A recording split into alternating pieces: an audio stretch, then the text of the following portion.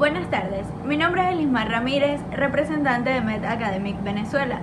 Somos una organización científica sin fines de lucro, regidas por principios que contemplan la investigación médica, la promoción y la realización de actividades académicas como fuente de conocimiento para elevar el nivel de salud en nuestro país. Con esto, damos la bienvenida a nuestro primer webinar, Un Día Mental, en la cual tengo el honor y el privilegio de presentar al Dr. Mervin Chávez, médico psiquiatra egresado de la Ilustre Universidad del Zulia, profesor de la Cátedra de Farmacología y Psiquiatría de la Universidad del Zulia, investigador en el Centro de Investigaciones Endocrino-Metabólicas Dr. Félix Gómez, miembro de Rehabilitarte, organización no gubernamental promotores de la salud mental en el estado Zulia, y actualmente trabaja en Ecosalud Maracaibo. El doctor el día de hoy nos hablará sobre el abordaje de la ansiedad y la depresión en atención primaria en salud. Sin más que agregar, les damos la bienvenida nuevamente, gracias por su receptividad y apoyo, esperamos que disfruten la ponencia.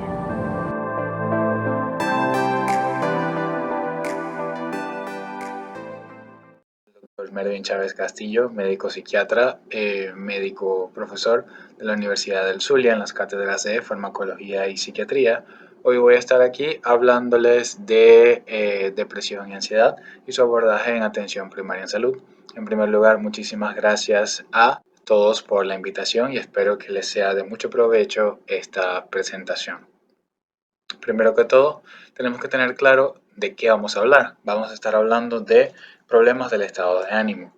Tenemos que saber que el estado de ánimo está comprendido por la suma de emociones, sentimientos y pasiones. Primero que todo, entender que una emoción es una reacción afectiva que puede ser positiva o desagradable, que generalmente va acompañada de una fuerte activación corporal, se siente en el cuerpo. Pero lo importante o la palabra clave es que es reactiva. Luego tenemos los sentimientos, que es cuando agregamos una cognición, es decir, una idea a una emoción. Si las emociones son miedo, rabia, alegría o tristeza, los sentimientos son un poco más complejos. Son, por ejemplo, decepción, expectativa, odio, por ejemplo. Luego tenemos las pasiones, que son los sentimientos y emociones que dan forma a la vida de las personas. Estas pasiones pueden ser positivas o constructivas, o por el contrario pueden ser destructivas. Por ejemplo, pasiones religiosas o pasiones políticas, pasiones por el deporte, pasiones por el trabajo, etc. Tenemos que la afectividad, que es una función mental, como función mental que es, valga la redundancia, tiene varias funciones o varias características, que son la bipolaridad, la subjetividad, la trascendencia o la corporalidad y la comunicatividad. En general, la afectividad es la función mental que da color al resto de las funciones mentales, y eso se refiere con trascendencia. La afectividad impacta el resto de las funciones mentales. Por ejemplo, impacta el pensamiento, la atención, la concentración, el juicio, la psicomotricidad, la sensopercepción, el sueño, el apetito, absolutamente todo es afectado por la afectividad, vale la redundancia. Además, la afectividad se caracteriza por ser bipolar o tiene bipolaridad. Toda emoción, sentimiento y pasión tiene un polo opuesto. Por ejemplo, el polo opuesto del miedo sería la tranquilidad. El polo opuesto de la alegría sería la tristeza, por dar algunos ejemplos. Además, la afectividad es subjetiva. Esto quiere decir que si bien nosotros podemos intuir el estado de ánimo de una persona, según lo que observamos, siempre la experiencia humana es subjetiva y debemos preguntar para poder acceder a esa información. Luego tenemos que la afectividad tiene corporalidad, tiene manifestaciones físicas en gran medida mediadas por el sistema nervioso autónomo simpático.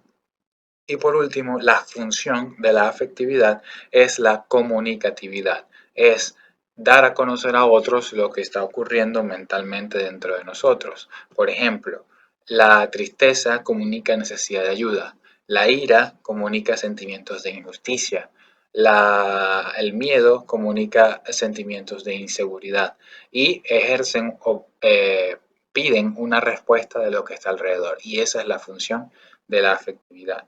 En los trastornos del estado de ánimo vamos a ver que están principalmente alteradas las emociones, es decir, la parte reactiva de la afectividad. Pasamos a hablar entonces de la depresión, el gran problema del día de hoy. Vemos que en años recientes la prevalencia de la depresión ha aumentado significativamente. Actualmente la prevalencia mundial de la depresión se estima entre 8 y 12%, pero a lo largo de la vida un 20% de la población va a tener un episodio depresivo mayor. Esto quiere decir que en algún momento de la vida, una de cada 5 personas va a tener un episodio depresivo mayor. Ahora, procesen ese número. Ese es un número extremadamente alto.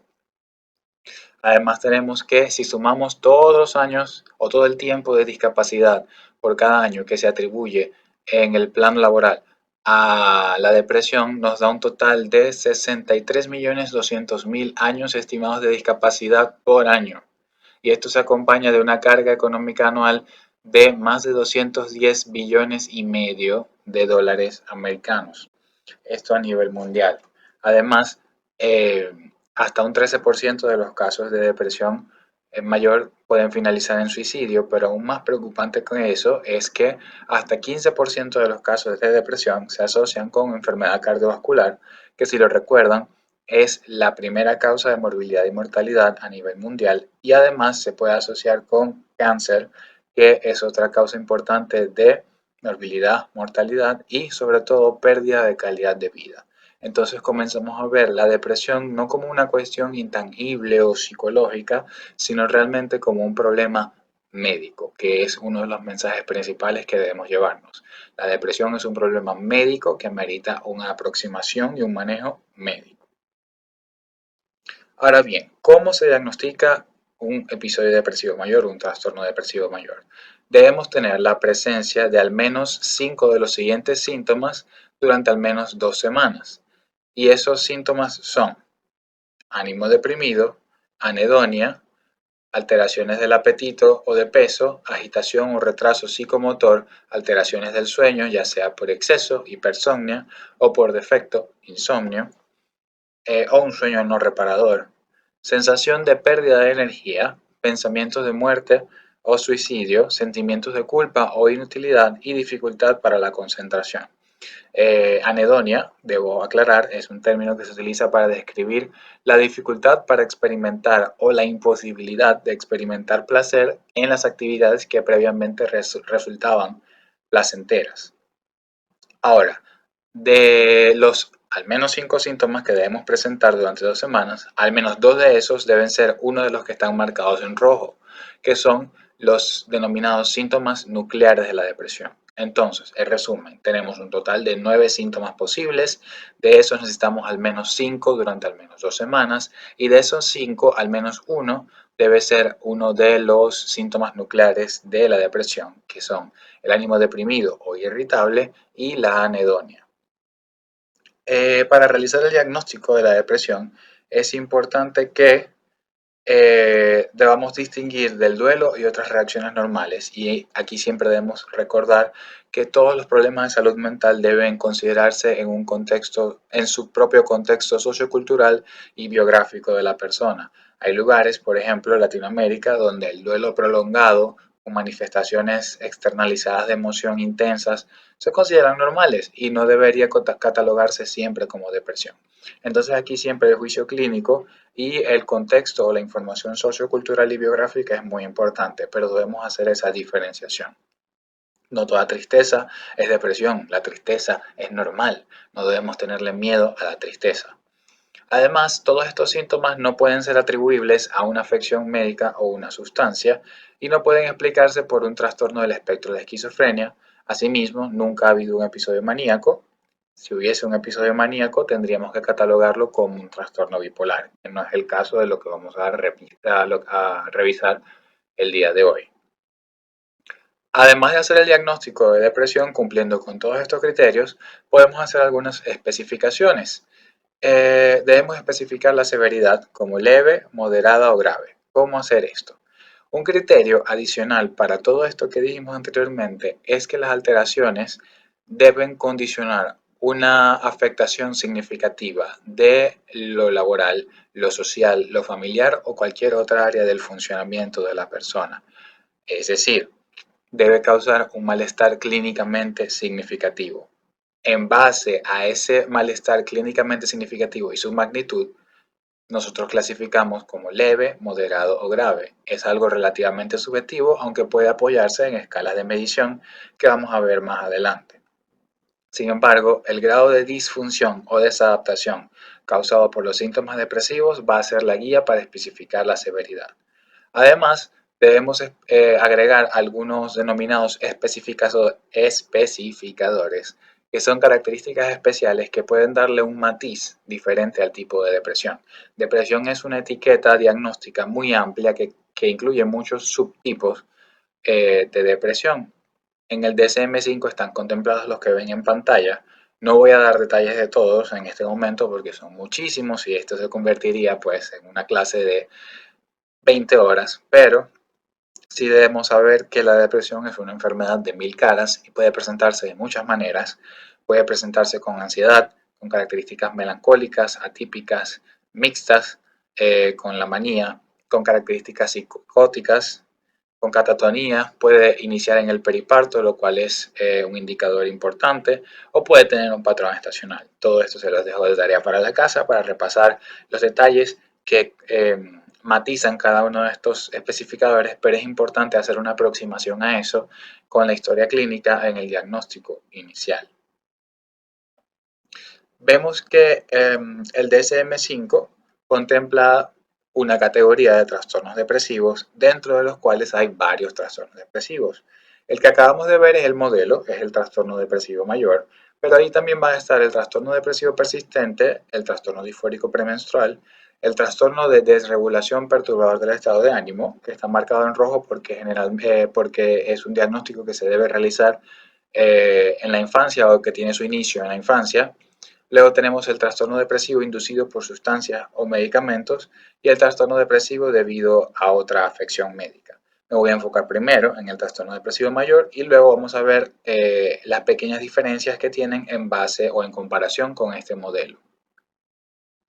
¿Qué recordar? Que la depresión casi nunca viene sola. La depresión casi siempre viene con alguna comorbilidad psiquiátrica o general. Entre las comorbilidades psiquiátricas frecuentes tenemos los trastornos por consumo de sustancias, los trastornos de ansiedad extremadamente frecuentes, los trastornos de síntomas somáticos, de personalidad, especialmente los trastornos de personalidad de los grupos B y C, trastornos relacionados con estrés y trauma, trastornos obsesivos compulsivos, del espectro de la esquizofrenia y de la conducta alimentaria, aunque prácticamente cualquier otro trastorno mental puede ser comórbido con un trastorno depresivo. Por otro lado, como les comenté al principio, son frecuentes también las comorbilidades generales, especialmente la enfermedad cardiovascular y el cáncer, aunque también todas las patologías que cursan con dolor crónico, patologías gastrointestinales funcionales, enfermedad renal crónica, diabetes, obesidad, enfermedad pulmonar obstructiva crónica, migrañas y enfermedades autoinmunes. De nuevo, prácticamente cualquier enfermedad general puede ser comórbida con la depresión. Y la depresión no solo aumenta la probabilidad de comorbilidades generales y psiquiátricas, sino que también tiende a modificar su presentación. Suelen ser presentaciones más atípicas de las comorbilidades y de peor pronóstico o de peor respuesta al tratamiento convencional. Eso es importante tomarlo en cuenta para sospechar depresión en algunos pacientes que pueden ser de manejo difícil. De entrada, quiero que se lleven esta herramienta que es muy importante para realizar el cribado para los problemas de ansiedad y depresión en la atención primaria en salud.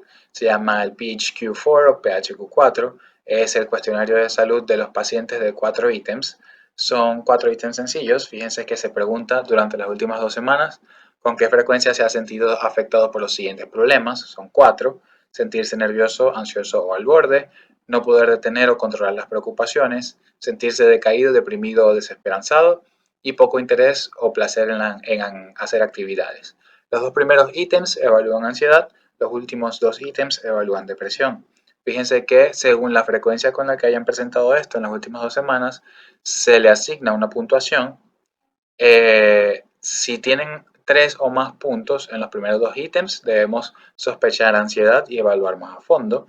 Si tiene al menos 3 o más puntos en los segundos 2 ítems, sugiere depresión y hay que evaluar más a fondo. Y el puntaje integrado nos da una apreciación de la severidad, de al menos de entrada, de los posibles problemas de salud mental que puedan estar, o como lo denomina el test, distrés psicológico. Ahí lo tienen: de 0 a 2 puntos es normal, de 3 a 5 puntos es leve, 6 a 8 es moderado y 9 a 12 es severo.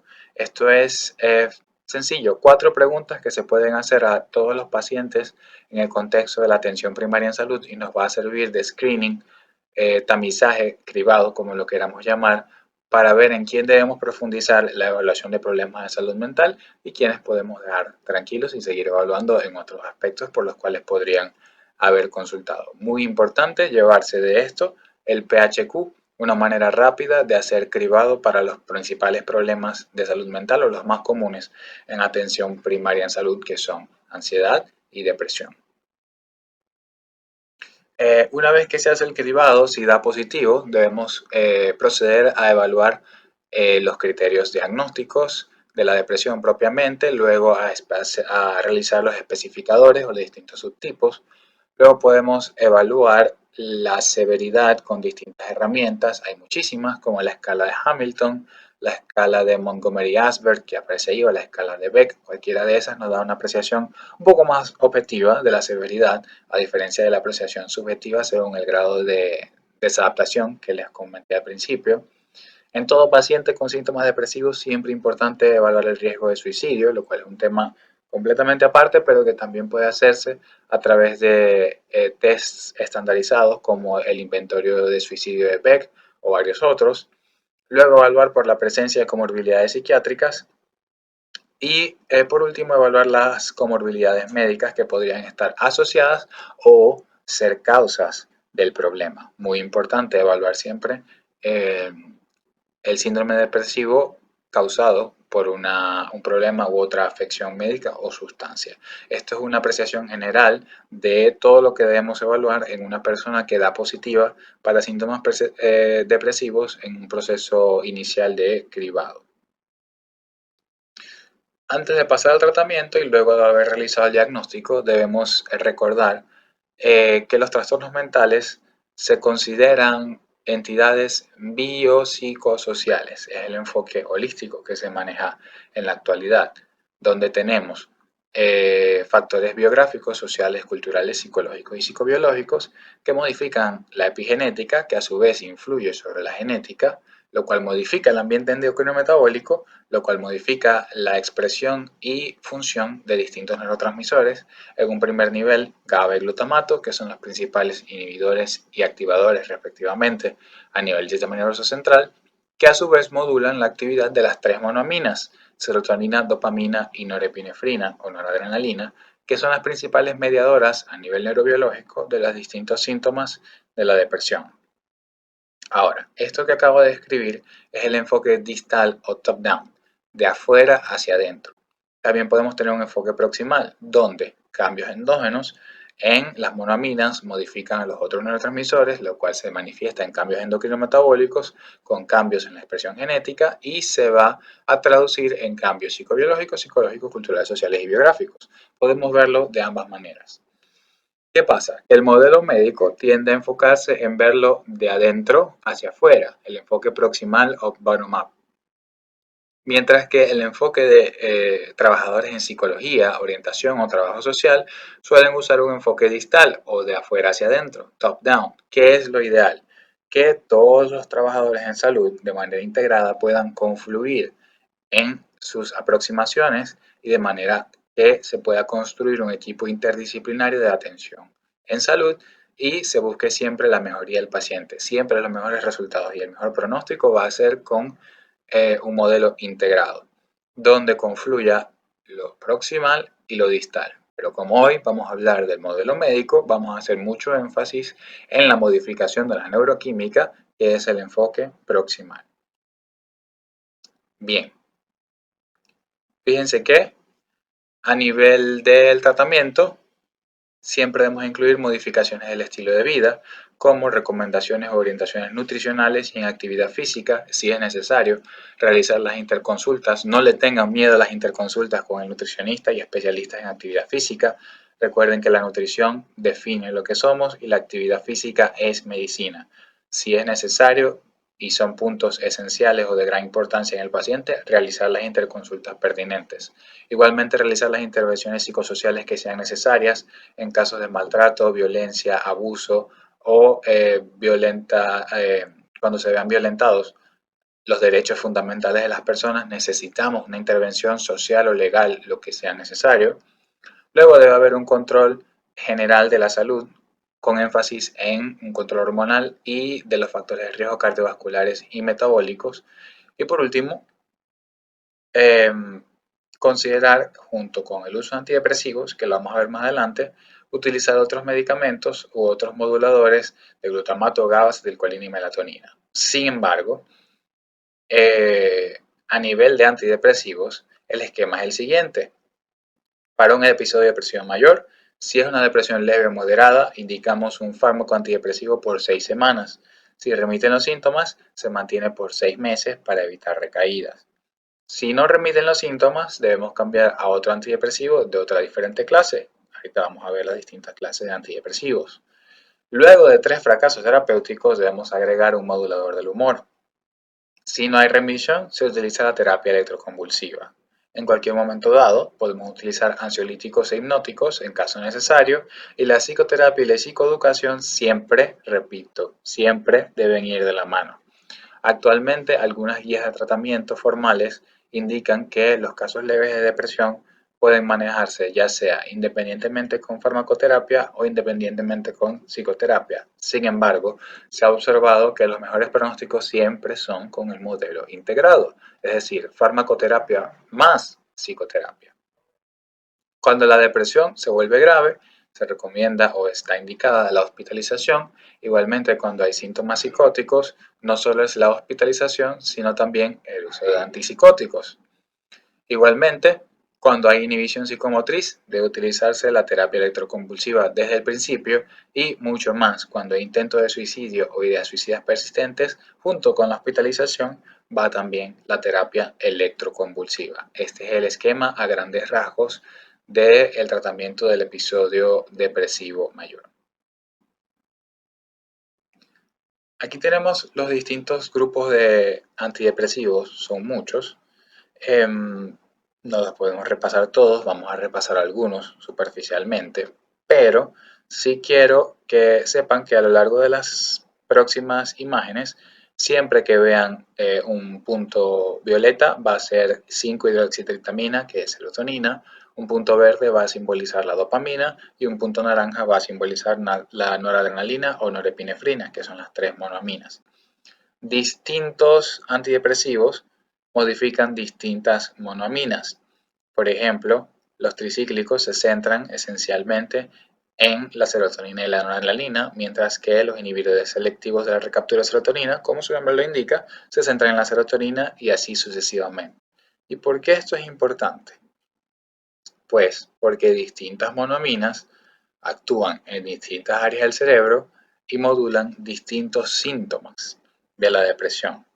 Entonces, dependiendo de los distintos síntomas de la depresión que estén presentes en cada paciente, nosotros vamos a seleccionar un antidepresivo diferente. Dicho de otra manera, si el síntoma más prominente en un paciente dado es, por ejemplo, los pensamientos de muerte o suicidio, y yo veo que están mediados principalmente por serotonina, voy a guiarme porque necesito un fármaco serotoninérgico, por ejemplo, un inhibidor selectivo de la recaptura de serotonina. Si en cambio fuese lo más notorio la pérdida de energía, yo podría guiarme porque estos síntomas son predominantemente debidos, a la falla en la neurotransmisión por dopamina y noradrenalina y utilizaría, por ejemplo, bupropión y así sucesivamente. Distintos antidepresivos llevan como diana distintos síntomas. A esto se le llama la indicación o la prescripción de antidepresivos basado en clústeres de síntomas. Es decir, buscando siempre atacar al síntoma más prominente en el síndrome depresivo de cada persona. Dependiendo del síntoma más prominente, voy a seleccionar el antidepresivo más conveniente según su perfil farmacodinámico. Aquí vemos, y esto es para agregar o señalizar, que los problemas de ansiedad son principalmente debido a fallas en la neurotransmisión por noradrenalina y serotonina, y cuando esté presente debemos entonces prescribir este tipo de psicofármacos. Ahora, en relación al mecanismo de acción de los antidepresivos, aquí lo tenemos. Fíjense que inicialmente hay un exceso de sensibilidad al receptor. Tenemos muchos receptores en la neurona. Tenemos el ánimo deprimido y poca cantidad de neurotransmisor. Al introducir el antidepresivo en la línea roja, vemos que hay un aumento rápido en la cantidad de neurotransmisor. Pero también tengo todavía muchos receptores. Esto condiciona que aparezcan los efectos adversos. Siempre recordar que los efectos adversos van a aparecer primero que los efectos terapéuticos. Los efectos adversos pueden aparecer de manera inmediata, mientras que los efectos terapéuticos pueden tardar 3 a 4 semanas y hasta 6 semanas en aparecer. ¿Por qué? Porque el efecto terapéutico ocurre una vez se desarrolla la regulación en baja de los receptores, una vez que desensibilizamos a los receptores. ¿Esto por qué ocurre? Porque la neurona sensa que hay ahora mucho más neurotransmisor, mucho más ligando, lo cual lleva a downregulation con internalización de receptores, y por lo tanto ahora voy a necesitar menos neurotransmisor o menos ligando para alcanzar el efecto deseado, y se alcanza una mejoría del estado de ánimo. Este es el mecanismo de acción general de todos los antidepresivos. Algunos tienen sus detalles, pero esto aplica para la mayoría. ¿Qué recordar? Siempre que los efectos adversos son rápidos, pueden ser inmediatos, aparecen primero que los efectos terapéuticos, pero también que suelen ser transitorios y mejorar con el tiempo. Eso es muy importante comunicárselo a los pacientes para que no se desesperen, no se asusten y no abandonen el tratamiento. Explicar esto desde el principio aumenta la adherencia o el cumplimiento del tratamiento con menos problemas. Aquí tenemos todos los antidepresivos que comparten un mecanismo de acción. Inhibición de los transportadores de recaptura. Aquí vemos una sinapsis. Vemos que el neurotransmisor señalizado con una llave, una vez que está fuera, si no lo dejamos entrar por la flecha que señalizaba la bomba de recaptura, pues se queda fuera en la hendidura sináptica y está más tiempo disponible para unirse al receptor que está señalizado con un candado, esencialmente aumentando la neurotransmisión por esta sustancia. En el caso del dibujo, la serotonina. Sin embargo, este mecanismo de inhibición de los transportadores de recaptura es compartido no solo por los inhibidores selectivos de la recaptura de serotonina que ven allí, sino también por los llamados duales, que son la venlafaxina, desvenlafaxina, duloxetina y milnacipran, también los tricíclicos, y algunos especiales como el bupropión, la trazodona o la nefazodona. En lo que cambian es en las combinaciones de neurotransmisores que inhiben en su recaptura o la potencia en que lo hacen. Luego tenemos los antidepresivos que funcionan mediante el antagonismo de los receptores 5-HT2C. Resulta que los receptores 5-HT2C son un freno para la liberación de dopamina y noradrenalina en la corteza prefrontal. Son un freno. Entonces, si los antagonizo, libero el freno y voy a tener mayor liberación de noradrenalina y dopamina a nivel de la corteza prefrontal, mejorando los síntomas correspondientes. Algunos fármacos que funcionan con este mecanismo de acción incluyen trazodona y nefazodona, mirtazapina y mianserina y agomelatina, al igual que algunos antipsicóticos de segunda generación que a veces pueden utilizarse en algunos casos de depresión, no de entrada, pero pueden utilizarse en ciertos contextos clínicos, especialmente la olanzapina y la quetiapina. Suelen ser utilizados bastante en la depresión, al igual que la risperidona. Aquí vemos Este gráfico es para explicar la duración del tratamiento con antidepresivos. Es prolongado. Fíjense que inicialmente tenemos al paciente en un estado depresivo. Cuando se alcanza alguna mejoría, decimos que el paciente está en respuesta. Sigue en fase aguda, pero ha habido respuesta. El tratamiento debe continuarse, ya sea aumentando dosis o combinando medicamentos hasta alcanzar la remisión. Si luego de un ensayo terapéutico adecuado, que es de 8 semanas tomando una dosis terapéutica, no se alcanza efecto, decimos que no ha habido respuesta y tenemos que cambiar el medicamento. Sin embargo, si se alcanza la remisión, hemos terminado la fase aguda y hemos entrado en la fase de continuación. Decimos que llegamos a remisión y entramos en fase de continuación cuando estamos en fase normal, funcionamiento normal. Ya no hay ningún síntoma depresivo. Una vez que estamos en la fase de continuación, comienzan a correr los 6 meses que dura esta fase. Durante estos 6 meses deben continuarse los medicamentos, la medicación antidepresiva a las mismas dosis con las que se logró la remisión. Repito, se continúan durante 6 meses la medicación antidepresiva a las mismas dosis con las cuales se logró la remisión. Esto es para evitar lo que se denomina recaída. Una vez se cumplen esos 6 meses continuos sin síntomas, hemos llegado a la recuperación y vendría la fase de mantenimiento. Ahora, para un primer episodio depresivo, la fase de mantenimiento puede no ser mandatoria, puede ser no obligatoria. Puede ser que solo con la fase de continuación de 6 meses en remisión, perfecto, primer episodio, bajo riesgo, puede dejar la medicación. Ahora, si estamos en el contexto de un segundo episodio, se recomienda que la fase de mantenimiento dure 6 meses más para un total de un año. Para un tercer episodio o más podría ser de 2 años o indefinido. Y esto va a variar mucho según el grado, según las características clínicas de cada paciente, especialmente si hay comorbilidades o si hay antecedentes familiares severos de problemas de salud mental. Pero esto es lo que va a aplicar a la gran mayoría de los pacientes en atención primaria en salud, que van a ser casos leves a moderados, donde vamos a poder cumplir con este esquema.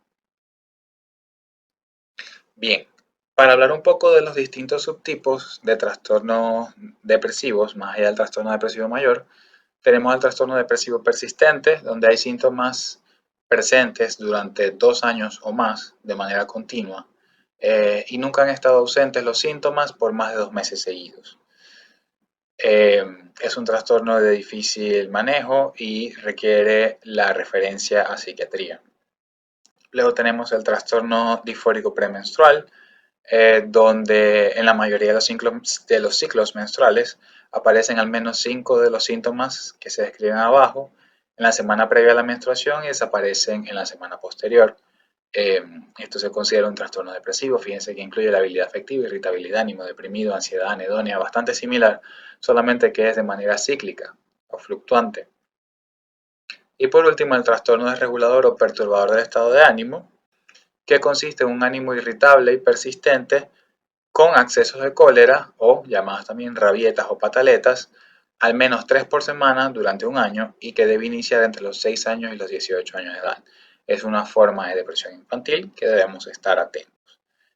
Todos estos son de manejo del especialista y si se los encuentra en atención primaria en salud, ameritan referencia. Al igual que, ojo, todos los casos de depresión no leve, es decir, moderada, severa o con cualquier comorbilidad eh, psiquiátrica o con comorbilidades médicas graves, deben ser referidas a un especialista en psiquiatría. Debemos también reconocer las causas de los trastornos depresivos debido a otras afecciones médicas, es decir, lo que se llama también depresión orgánica. Las afecciones médicas pueden causar depresión por cambios estructurales o funcionales a nivel del sistema nervioso central, numerosas enfermedades cardiovasculares, neurológicas, oncológicas, de cualquier tipo. Por dar ejemplos, Una proporción importante de los pacientes con eventos coronarios posteriormente desarrollan episodios depresivos, igualmente aquellos que tienen alguna forma de ictus, aquellos con enfermedad renal crónica, cualquier patología reumatológica o con dolor crónico. Por otro lado, algunas sustancias, o mejor dicho, cualquier sustancia ilícita puede causar síntomas depresivos, al igual que algunos tipos de medicación pueden desencadenar síntomas o episodios depresivos mayores propiamente. Son notorios los anticonceptivos orales, especialmente aquellos con gran carga de progestágenos, especialmente si son antiandrógenos, algunos antihipertensivos, especialmente los beta bloqueantes, glucocorticoides, antiandrógenos, derivados retinoides muy importantes como el ácido retinoico, cualquier forma de terapia biológica, especialmente interferón y anticuerpos monoclonales, y algunos anticonvulsivos, en particular el levetiracetam se ha asociado con causar episodios depresivos. Muy bien, hemos finalizado con depresión, pasamos a hablar de ansiedad. ¿La ansiedad qué es?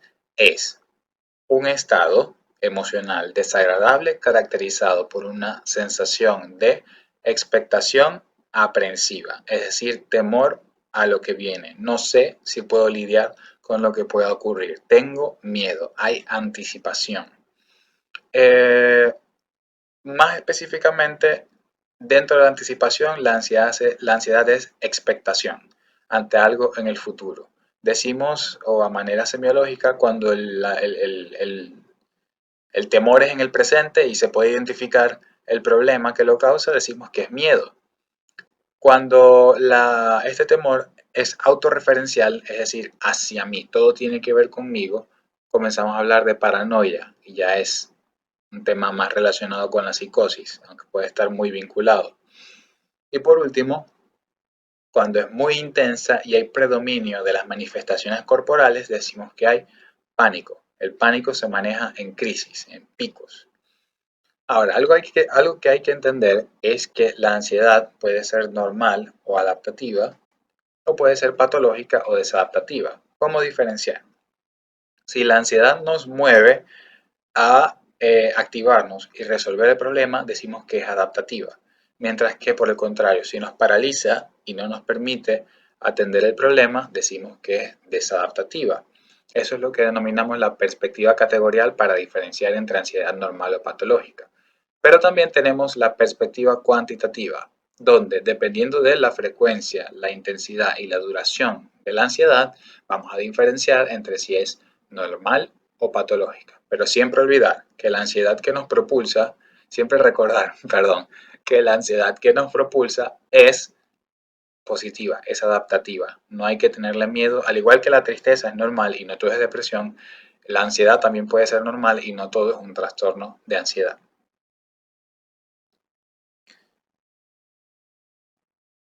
Ahora, la ansiedad tiene varios componentes. Tiene un componente afectivo, que es la parte de lo que sentimos emocionalmente, el temor, la aprensión, la expectativa. Tiene un componente cognitivo, que es lo que pensamos, las preocupaciones, lo que está en nuestra mente que podría ocurrir o no y que no sabemos si sabemos manejar. Esa autoevaluación negativa de nuestra capacidad de manejar un problema. Tiene un componente conductual que es lo que hacemos. Comemos mucho, dejamos de comer, caminamos de un lado a otro, nos mordemos las uñas. ¿Qué estamos haciendo en movimiento? Y un componente somático, que es el reflejo de la activación del sistema nervioso autónomo simpático y del eje hipotálamo hipófisis adrenal, es decir, exceso de adrenalina, exceso de cortisol y se manifiesta en nuestro cuerpo en forma de cualquier síntoma, temblor, sudoración, taquicardia, taquipnea, sensación de calor o frío, pirosis, dolor abdominal, y una infinidad de otros síntomas que pueden relacionarse con la ansiedad. Ahora, algo importante a considerar, muy importante en atención primaria en salud, los componentes de la ansiedad pueden aparecer disociados o desintegrados. Es decir, la persona puede decir, no, yo no siento preocupación, emocionalmente me siento bien, no tengo alteraciones en mi comportamiento, doctor, pero vivo con una gastritis que no se me quita con nada. Evaluar ansiedad. Otra persona que dice, no, yo la verdad que no tengo problemas de preocupación, el examen no me preocupa, no pasa nada en mi cuerpo, no estoy temblando ni nada, pero lo vemos afuera caminando de un lado a otro, caminando de un lado a otro. Eso es importante y así podemos identificar la ansiedad en sus componentes disociados. Es aguzar ese ojo clínico. Dentro del DSM hay una categoría de trastornos de ansiedad donde hay varios. El trastorno modelo es el trastorno de ansiedad generalizada, donde la persona esencialmente se preocupa por todo y a la vez por nada. Es una ansiedad que flota de un lado a otro, distintos temas rumiantes, es decir, le da vueltas, le da vueltas, le da vueltas, le es difícil o imposible controlar la preocupación y tiene sus manifestaciones físicas. Se puede o no acompañar de ataques de pánico. Fíjense que abajo aparece especificador de ataques de pánico.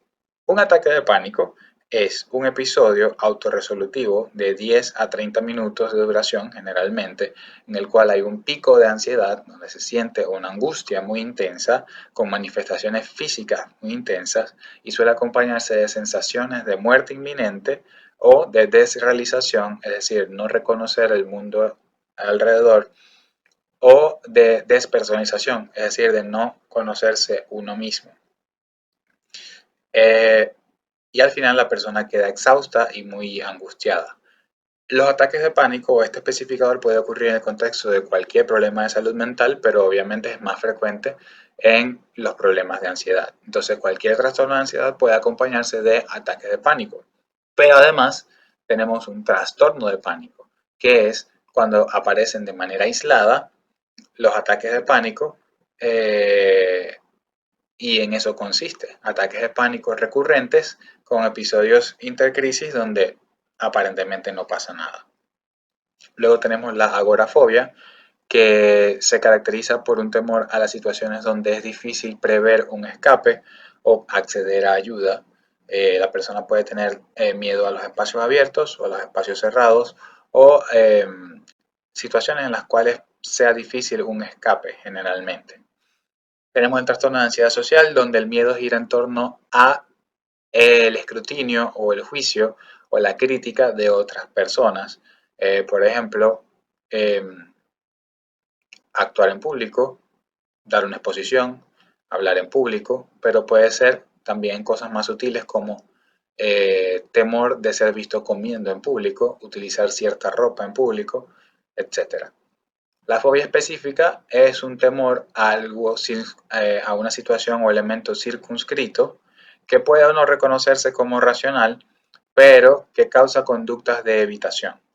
Entonces, puede haber temor específico a los animales, a algún elemento en el entorno natural, por ejemplo, el agua o las alturas, eh, a lo que sea relacionado con la sangre, inyección o heridas, temores situacionales, por ejemplo, claustrofobia, espacios cerrados, u otros, por ejemplo, miedo a los payasos y sin fines de fobias, hay muchísimas que existen. Luego tenemos los últimos dos, que están en rojo porque son diagnósticos que se realizan en la infancia, trastorno de ansiedad por separación, donde hay dificultad para distanciarse de las figuras de apego, y mutismo selectivo, donde voluntariamente se restringe la comunicación en algunas circunstancias específicas. Todos estos se consideran trastornos de ansiedad, pero el modelo, como les dije, es el trastorno de ansiedad generalizada, que va a ser uno de los más frecuentes en la atención primaria en salud. También considerar los trastornos de ansiedad debido a otra afección médica. Miren, cualquier patología que cause dolor crónico o agudo, disnea o hipoxia, hiper o hipoglicemia, trastornos hidroelectrolíticos o ácido base, cualquiera que curse con eso puede causar con un problema de ansiedad e incluso ataques de pánico. Igualmente patologías endocrinas, vértigo, anemia y cualquier afección estructural o funcional del sistema nervioso central puede acompañarse de ansiedad. Es quizá uno de los síndromes que se acompaña de más causas posibles. Igualmente, cualquier sustancia se puede asociar con problemas de ansiedad y algunas, además de los metales pesados, también algunas medicaciones, en particular antidepresivos. Los antidepresivos al principio del tratamiento pueden empeorar la ansiedad y por eso es importante, no lo dije allá, pero lo digo ahora, realizar el inicio del tratamiento debe ser titulado. Iniciar con dosis subterapéuticas, generalmente la mitad de la dosis o hasta un cuarto de la dosis que buscamos. Por ejemplo, si utilizáramos sertralina, iniciar con 25 por 1 o 2 semanas y luego 50 miligramos para evitar este empeoramiento. Los broncodilatadores, especialmente los beta agonistas, pueden asociarse con ansiedad y muchísimos otros fármacos como los que ven allí. Muy importante siempre considerar esto como causa médica de ansiedad. Bien, ¿en qué se basa el tratamiento de los trastornos de ansiedad? Fíjense, a nivel neurobiológico, la ansiedad está disparada por la activación desregulada de un núcleo en el tallo cerebral llamado locus coeruleus, allí representado con LC. El locus coeruleus de la persona con ansiedad está hipersensible, tiene muchos receptores, como ocurría en el caso de la depresión. Hay muchos receptores, poco neurotransmisor. Como tiene muchos receptores, tiene un umbral muy bajo para disparar la ansiedad. Pequeños estímulos o ningún estímulo es suficiente y ya en ese momento ocurre la respuesta de ansiedad. ¿Qué hacen? ¿Qué vamos a buscar con el tratamiento? Causar el mismo down regulation, la regulación en baja, retirar receptores de manera que sea más difícil activar al locus coeruleus y entonces el umbral va a estar más arriba para disparar esa respuesta de ansiedad. Los receptores que estamos hablando, marcados en violeta y naranja, son serotonina y norepinefrina. Así que, como lo esperan, el tratamiento más importante en los problemas de ansiedad son los mismos antidepresivos. En particular, se favorecen los inhibidores selectivos de la recaptura de serotonina, especialmente de entrada. También se pueden utilizar los duales, los tricíclicos. Recordar siempre titular, no iniciar con una dosis terapéutica, sino con una dosis subterapéutica e ir subiendo progresivamente. Debemos conocer otro fármaco relacionado que es la buspirona. Se dice que es un ansiolítico puro y funciona como agonista parcial de receptores 5-HT1A. Aunque se tarda un poco más que los antidepresivos, puede tardarse hasta 8 semanas para realizar un ensayo terapéutico adecuado y tiene una posología un poco diferente, se debe tomar 2 o 3 veces al día.